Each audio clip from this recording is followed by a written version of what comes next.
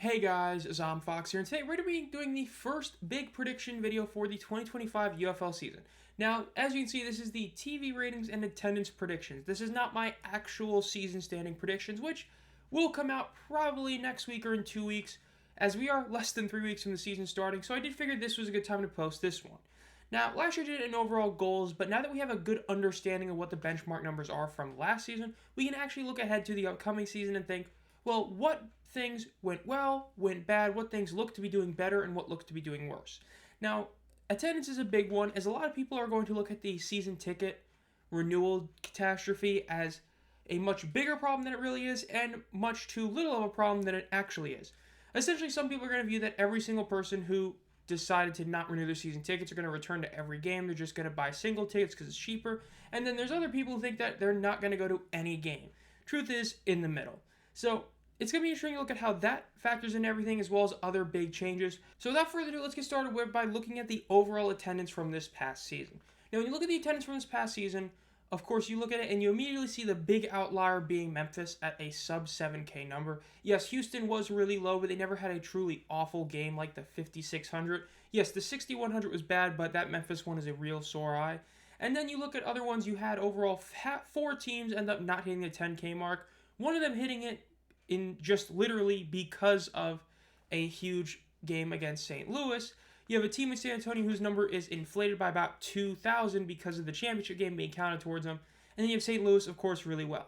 So those are the overall numbers from last season. Now, again, we initially were hoping we could see 10K overall. That's not happening, so let's just look at this season by starting with the Birmingham Stallions. Now, my predicted attendance is I think they're going to go up by about 500.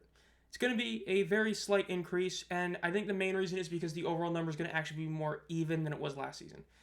Essentially, you can view this, if anything, as just a good change overall. The big issue last season was you had, of course, the game with DC where the weather was terrible and it really affected the attendance in that one. That's, of course, the Week 4 game. Then you had the Week 10 meaningless game against Michigan where, because of the fact that, number one, Michigan had to have an insane tiebreaker go their way, and number two, the fact that it didn't even matter if they got the 1 seed because the game would be in Birmingham anyway, it was a pointless game, so people didn't show up.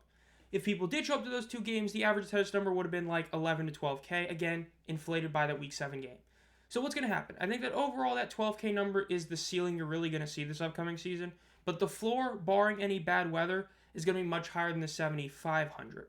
Essentially, while I think the number being just slightly better, the overall attendance across the season is going to be much better because it's going to be more condensed to where I think you're going to have like one game that definitely goes under 10K to like that 8,500 mark. But overall, the games are going to be pretty close to 10K. They're going to hover around a little above 10K. There's going to be like probably 2 games that do over 11K again like last season. But the lower are just going to be the low 10K. It's going to drop it to a, just under 11K average. When you look at that, right, their schedule, they have all 5 of their home games in like a 7-week period. So not the best, but it's not like it's the worst thing ever. It is relatively close to last season, where, of course, they had it all within 7 games, so, or within 8 games, but not the worst thing, still not great. I just think that when you look at it right, you're not going to have the huge boost from the AJ McCarron game. I think that overall, right, your Arlington and Memphis game is going to do pretty well, and everything else not as well. But I also think that the fact is that this isn't going to be a runaway division for them like it was last season. Either Memphis or Houston, with their overhauled rosters, is going to be a more competitive team. And that should mean that it's going to be a closer division, meaning that the last game against Michigan is going to mean something. So you're not going to have that terrible number, hence why I think it's going to be a slight increase. The season ticket numbers, if those didn't happen, I would have put this at probably close to 11.5, maybe even 12. But with the season ticket renewal thing, I'm cutting them down from what I would put them at, and I'm putting them as just a slight 500 average improvement. Next is the Memphis Showboats. I think they're going to have a really solid improvement to about a 700-ish improvement to 7,500. Now, technically a little less. The point is, I think it's going to go up to about 7,500. I did all these averages by 250s to make it just kind of, easy to understand. I think that's what's going to happen. The fact is that there's no way this team's as bad as they were last season, so you're not going to have those catastrophe games like the Week 6 game because of how bad the team was. They're going to be a more watchable team. They're going to have their good, first game overall. So they're going to probably get another 8K plus in that one. Then the team's going to be good enough to keep relatively decent numbers. You might even get a good one in the season finale against Birmingham. That game could be a legit 10K plus game if it means something. If it ends up happening to where either it's fighting for the second playoff spot or the first seed, then it might actually do really well. And that could boost the attendance to being about 77.5 or just 80. That's kind of what I'm seeing about it. 80, of course, 8,000. I think that's kind of overall what you're gunning for here. I think 7,500, though, is the good benchmark number. The fact is their games are very spread out, which is what you want to see. They are spread. You have the 2 games the first 3 weeks, then you have 3 games the last 4 weeks. So they're more spread out. They're not all evenly packed in like that short time frame. So I think they're going to be benefiting there. They're going to be benefiting from a better team. But the biggest issue is, of course, the amount of tickets that can be sold. This is why I'm hard capping them about 7,500. For those who don't know, not only are they only selling on the one side of the stadium, but there's renovations going on. And it's based on an overall demand sale thing. So I feel like overall their ceiling is really only like 9K, but we'll see. I'm putting them at 7,500 is what I kind of expect them to do. Now, their Houston Roughnecks, I think they're going to have a huge improvement, almost a 2,000 improvement. Some might say this is crazy, but I don't really think so. A huge reason the attendance tanked compared to the XFL to the UFL was not just because of the whole Gamblers name change and decision to keep that team but change the name. It's because they went to Rice Stadium. They're now at TDECU, which is Space City Financial Stadium. So they're back at TDECU, which did way better numbers. We're talking like almost twice as much than the Houston Roughnecks did this past season. Now, I do not think it's going to be that insane. I think that overall you have a lot of bad stigma from the past season. You still have Curtis Johnson, who's very unlikable to a lot of people who are fans of the team. They're going to have to kind of prove their worth. In all honesty, I could see this team easily having the highest growth because of the fact that their ceiling is just so high. Better stadium, getting tickets out quicker than last season, because last year was just the whole shock move to Rice and all that. And then you have other things like that. I think that overall Houston could improve even more. If the team ends up being good, right? If they start the season like 2-0, they could reach over 9,500. Because if they're a good team, you're going to get more people there. And then that week 4 and then the last 3 games all could do much better and all that. It's just... week 5, my apologies. You know what I mean? Like, it's just, this team could do really well as long as they are good. If they're bad, I think that 8,500 is a potential low amount. Even if they're a worse team, again, they're in a much better stadium, so I think their numbers are going to be better. The season ticket renewals hurt as well, but at the same token, the Roughnecks are one of those teams where it kind of looked like how many people were there. That's a big thing we'll talk about with like DC, but that's my prediction for Houston.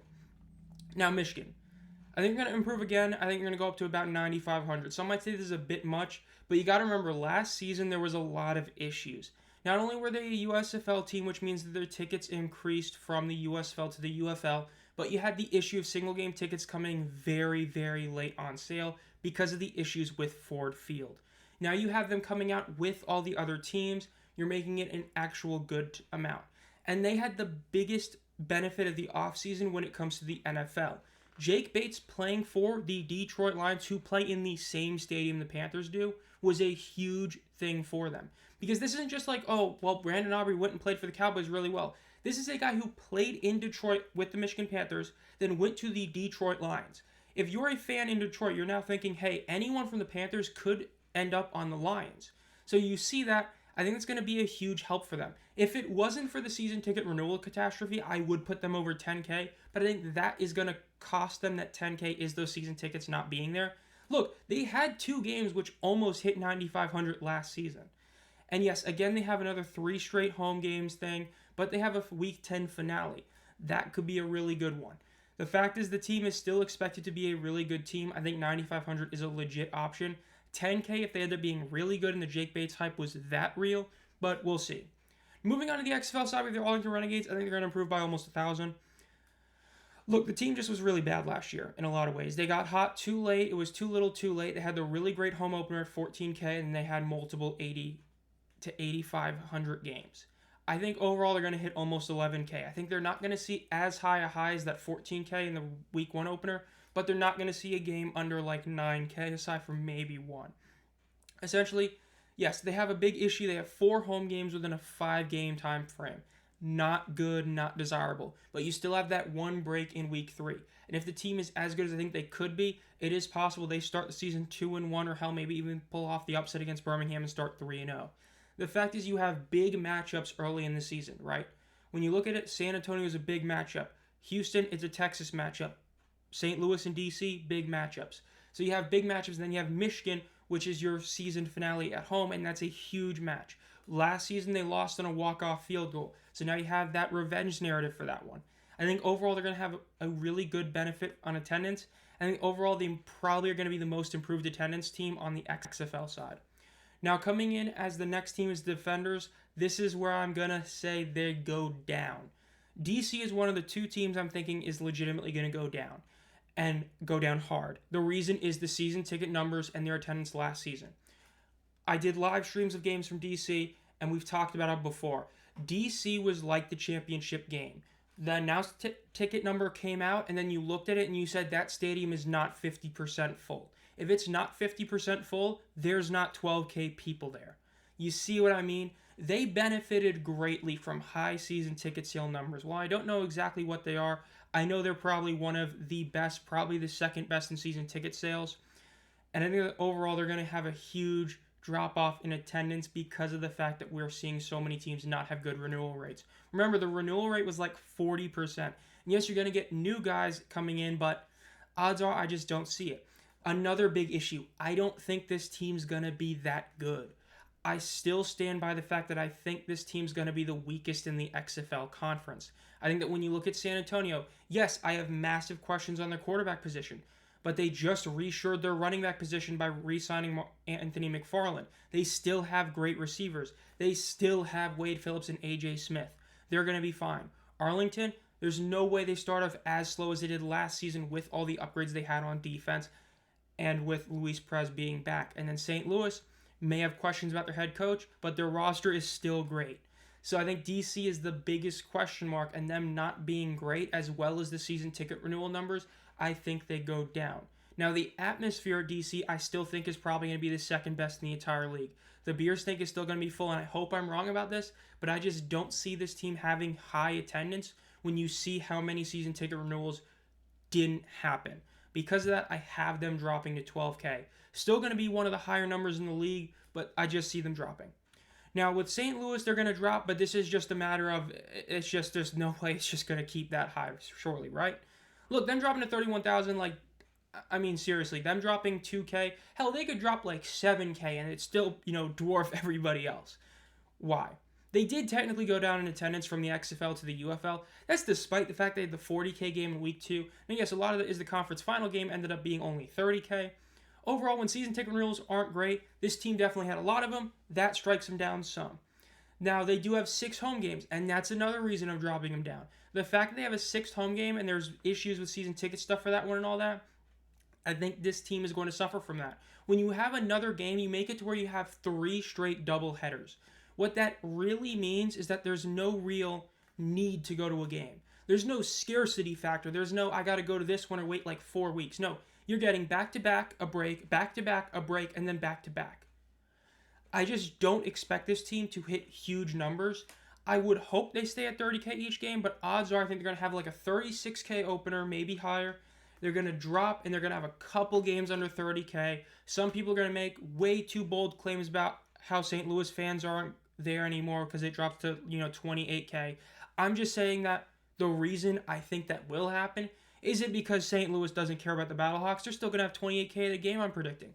I just think that one of those games, probably week 6 or week 8, is just going to be the issue that they just have 6 home games. That's what I'm kind of thinking. It's like Birmingham in the 2022 USFL season. Home opener, ton of people. There's no scarcity. They're playing at home every single week. You know what I mean? So St. Louis, I think they're going to drop because season ticket sales going down and renewals going down, as well as getting a 6th home game. Still going to be the best market, still going to have the most people there, still going to be a great time to go there.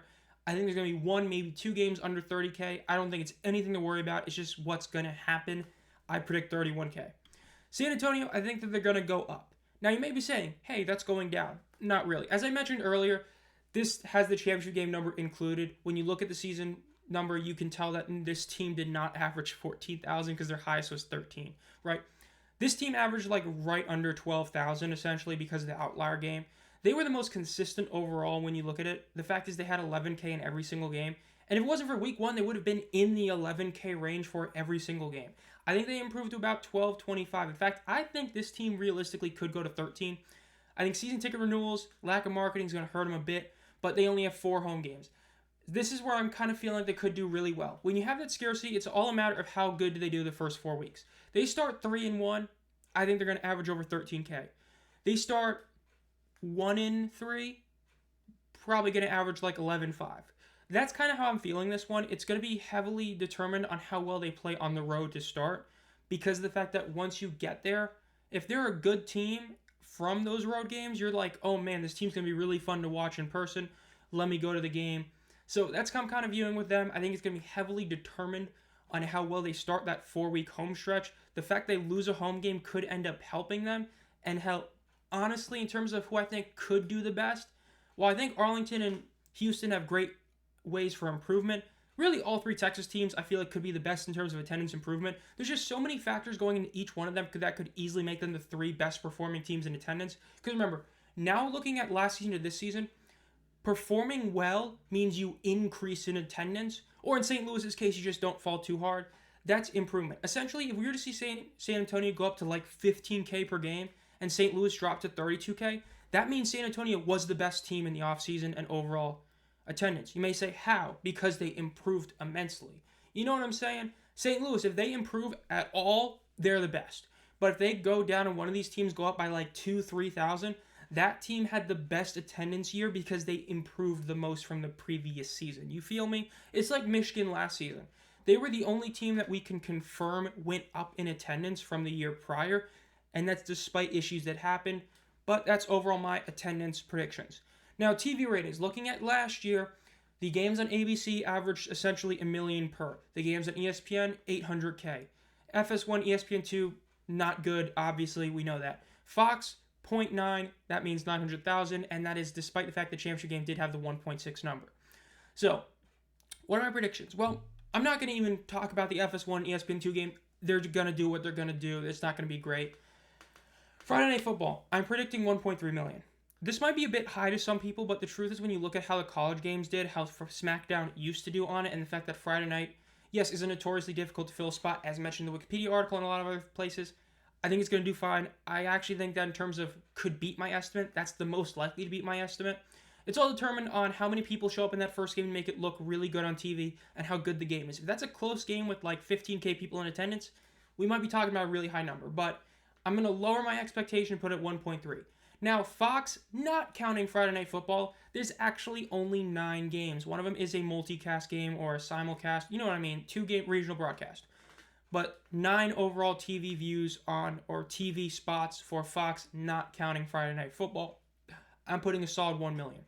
They're going to have a slight improvement because of all the advertising and all the publicity. Look, the strikes, not the strikes, you know what I mean? Like the articles saying, oh, the UFL might strike and all that.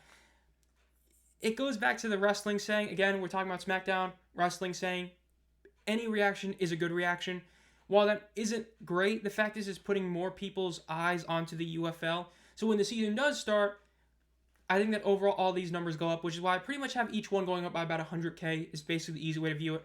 ESPN's going to do about like 900K, ABC goes up to 1.1, Fox goes up to 1. And then Friday Night Football is one that does really well comparatively. Could do even better if it ends up being a huge success, but we'll have to wait and see on that one. Because look, a lot of people kind of forget that SmackDown on USA has definitely dipped in ratings, especially compared to what it was on Fox. And yes, the product is getting better when it was getting worse like a couple weeks ago. Now there's more hype behind it. We'll see if it can last. The main point, though, is that overall, I think that Friday Night Football has a huge opportunity to do a 1.5 because of the time slot it's in. It just has to be consistently good, and it's heavily determined on the opening game, which is why that's a wait and see. Fox, ABC, ESPN, I just think a solid 100K increase. A lot of publicity, a lot of spring football players doing well in the NFL. Dondre Tillman, Jake Bates, Brandon Aubrey, Kavontae Turpin, just to name a few of them. Jalen Rudman, another one. So you have those guys doing well. Yes, it's bad publicity, but you have the NFLPA and I think it was the MLSPA. Correct me if I'm wrong in the comments. I just can't remember top of my head who the other PA that did. Ended up standing by the UFLPA, or the UFPA, I should say. So you have a lot of news outlets covering that story, so more eyes on the product. Again, not good eyes, but still eyes on the product. Overall, I think it's going to improve. It's just the attendance is a question mark. But overall, that'll do it. This has been Zom Fox. Let me know down below what you guys think the attendance and TV ratings is going to be for next season. Again, I think that overall we're going to see overall improvement, though attendance, I think that the DC Defenders and the Battlehawks might have decreases. Though, again, St. Louis, it's just because of the nature of the beast of how popular a team they are. But DC, I think it's just going to be they suffer the most from the season ticket fatigue. We'll see. Part of me feels like the attendance might do worse than I'm predicting for every single market, but the TV ratings do better for every single one. I don't know. I've just got this sneaking suspicion in the back of my mind. Like, I'll come back to this in the future if I'm right about this. Part of me feels like we might see a decrease in all but like one or two teams in attendance, but we're going to see like over 200K increases on like every broadcast channel, not counting the, ESPN2 and FS1, which I don't know. Tinfoil hat theory, just I feel like that might be the case. But my objective viewpoint of this, 6 teams see improvement in attendance. One of them basically just a little bit in San Antonio.